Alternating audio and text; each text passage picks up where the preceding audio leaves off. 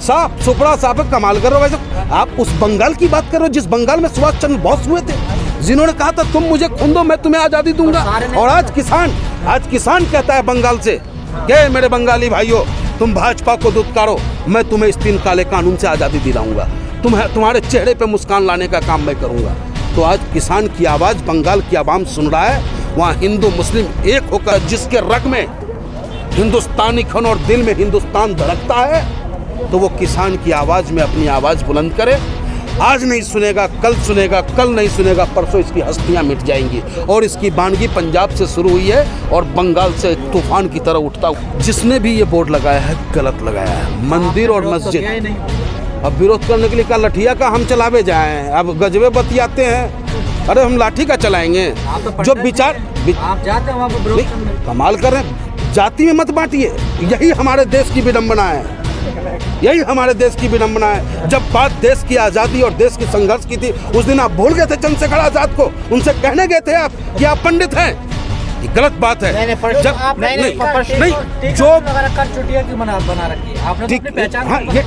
ये टीका हर हिंदू को लगाने का अधिकार है, चुटिया हर हिंदू को रखने का अधिकार है। दाढ़ी चाहे शेख हो, सैयद हो, मुगल हो, पठान हो, धूना हो, कुंजरा हो, कबाड़ी हो, जिस भी बिरादरी, अगर वो मुसलमान है तो वो दाढ़ी रखने का हक रखता है। बहुत है सम्मान। हमारे योगी बाबा से पूछिए ना कि मंदिर में हो जाता है बलात्कार, हाथरस की बेटी चीख रही होती है, चिल्ला रही होती है, उसका परिजन हक की बात करने की बात करता है और डीएम उसके सीने पे लात मारता है। यह है हमारे उत्तर प्रदेश का राम राज्य। अगर यही राम राज्य है, बहुत हुआ बहन बेटी के साथ बलात्कार, बहुत हुआ बहन बेटी के साथ अत्याचार। भैया अब नहीं चाहिए हमें भाजपा सरकार। उत्तर प्रदेश की जनता चिल्ला चिल्ला कर कह रही है। योगी सरकार तो कह रही है 4 साल बेमिसाल है उनके। हाँ, बहुत बड़ा बेमिसाल है। अब इससे ज्यादा बेमिसाल क्या हो सकता है कि भाई अशोक वाटिका में तो माता सीता सुरक्षित रह गई, लेकिन इस योगी बाबा के शासन में मंदिर में मेरी माँ सुरक्षित नहीं रही।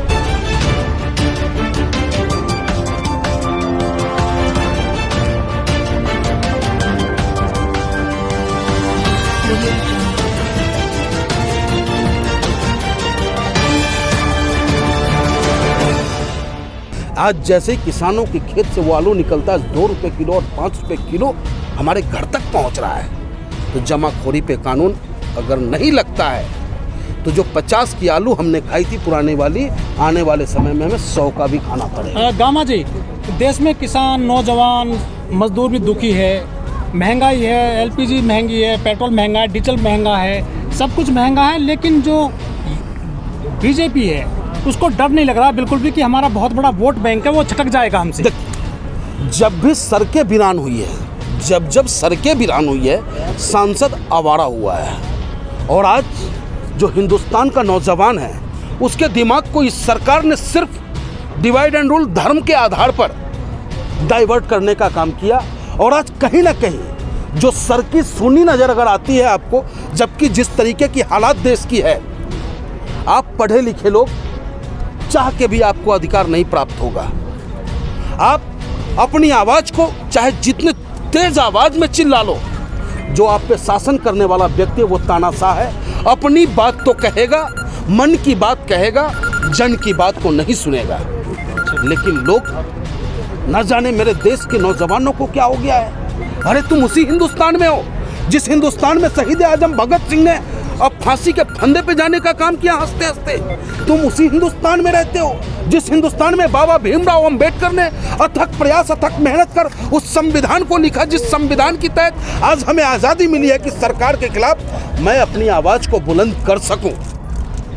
और ये वही देश है जिस देश में डॉक्टर राम मनोहर लोहिया जैसे नेता पैदा लिए और उन्होंने कहा कि 5 साल तक जिंदा कौम इंतजार नहीं करता, जिसके रग में हिंदुस्तानी खन और दिल में हिंदुस्तान धड़कता है, तो वो किसान की आवाज़ में अपनी आवाज़ बुलंद करे। आज नहीं सुनेगा कल सुनेगा, कल नहीं सुनेगा परसों इसकी हस्तियां मिट जाएंगी। और इसकी बानगी पंजाब से शुरू हुई है और बंगाल से तूफान की तरह उठता हुआ नजर आएगा। तो कह रहे हैं बंगाल में 200 पार जाएंगे।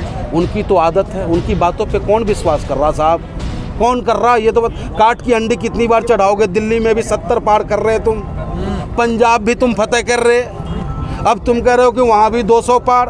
भैया 20 भी पार कर लेना तो बहुत बड़ी बात है। 20 भी पार कर जाना ही हो बहुत बड़ी बात है, क्योंकि बंगाल की आपने उत्तर प्रदेश छोड़ दिया। अजी उत्तर प्रदेश को हम नहीं छोड़े हैं साहब। उत्तर प्रदेश आज भी कहता है गलती से हुआ मिस्टेक कि भैया आ जाओ अखिलेश, ठीक है ना। जनता को गलती हो गया था, जनता गुमराह हो गया था, क्योंकि हम बात करते थे इस एलिवेटेड रोड की, हम बात करते थे लखनऊ एक्सप्रेस वे की, लेकिन ये डपोर संखी, ये झूठे और मक्कार लोग बात करते थे रमज़ान की और शमशान की, ये बात करते थे कब्रिस्तान की ईद और दिवाली की, और हम बात करते थे विकास की। उत्तर प्रदेश के नौजवान, उत्तर प्रदेश की मेरी माँ बहनें उस वक्त हमारी बात को नहीं समझ पाए, जात पात में बढ़ गए और वोट डाइवर्ट। लेकिन बंगाल में नहीं जीतेगी बीजेपी साहब, सुपड़ा साहब कमाल कर रहे हो। वैसे आप उस बंगाल की बात कर रहे हो जिस बंगाल में सुभाष चंद्र बोस हुए थे, जिन्होंने कहा था तुम मुझे खून दो मैं तुम्हें आज़ादी दूंगा। और आज किसान कहता है बंगाल से कि मेरे बंगाली भाइयों तुम भाजपा को दुत्कारो, मैं तुम्हें इस 3 काले कानून से आज़ादी दिलाऊंगा, तुम्हारे चेहरे पे मुस्कान लाने का काम मैं करूंगा।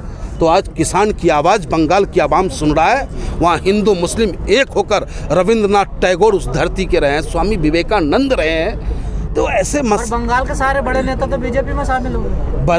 नेता कभी बड़ा नहीं होता, जिसके साथ जनता वो नेता होता है। जनता उनके साथ नहीं, वो लोग दल बदलते हैं, वो लोग दिल बदलते हैं जिनके दिल में काला हो। दल वो लोग बदलते हैं जिनके कॉलर गंदे हों, जिनका गलत काम हो। और भारतीय जनता पार्टी वो फैक्ट्री है, वो वॉशिंग मशीन है कि उसमें जितने भी गलत लोग हैं वो चले जाए, रिफाइंड होकर साफ हो जाते हैं। गामा जी, जो बीजेपी है उसका नारा है कि महिलाओं के सम्मान में भाजपा मैदान में, लेकिन बीजेपी बंगाल में ममता दीदी को घेर रही है पूरी। बहुत है सम्मान। हमारे योगी बाबा से पूछिए ना कि मंदिर में हो जाता है बलात्कार, हाथरस की बेटी चीख रही होती है, चिल्ला रही होती है, उसका परिजन हक की बात करने की बात करता है और डीएम उसके सीने पे लात मारता है। यह है हमारे उत्तर प्रदेश का रामराज। अगर यही रामराज्य है, बहुत हुआ बहन बेटी के साथ बलात्कार, बहुत हुआ बहन बेटी के साथ अत्याचार। भैया अब नहीं चाहिए हमें भाजपा सरकार। उत्तर प्रदेश की जनता चिल्ला चिल्ला कर कह रही है। योगी सरकार जो कह रही है 4 साल बेमिसाल है उनके, हाँ, बहुत बड़ा बेमिसाल है।